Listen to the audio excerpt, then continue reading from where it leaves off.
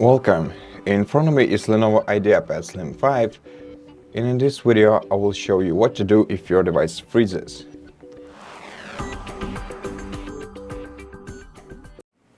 So let's pretend that this application is causing our device to freeze, and what we have to do in such case.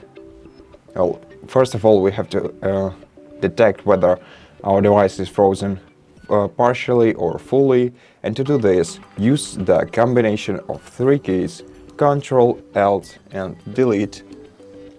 Press Ctrl Alt and Delete buttons at the same time. And if you see this screen, that means that your device is probably only partially frozen. To unfreeze it, select Task Manager, then find the application that is causing your device to freeze, right-click on it, and select End Task.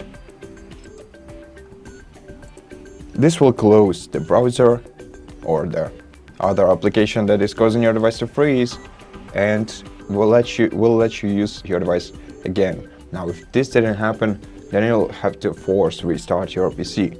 And to force restart your PC, you'll have to press and hold the power button until the light on the power button goes off. Once it does, in order to turn on the laptop once again, press the power button once and your device will start up. Now, if you weren't able to turn off your device by holding down the power key, that means that the only way to switch off your device is to unplug the charging cable from your device and let it discharge. It might take a while, but once your device discharges, you'll be able to plug in the charging cable once again and try to turn it on.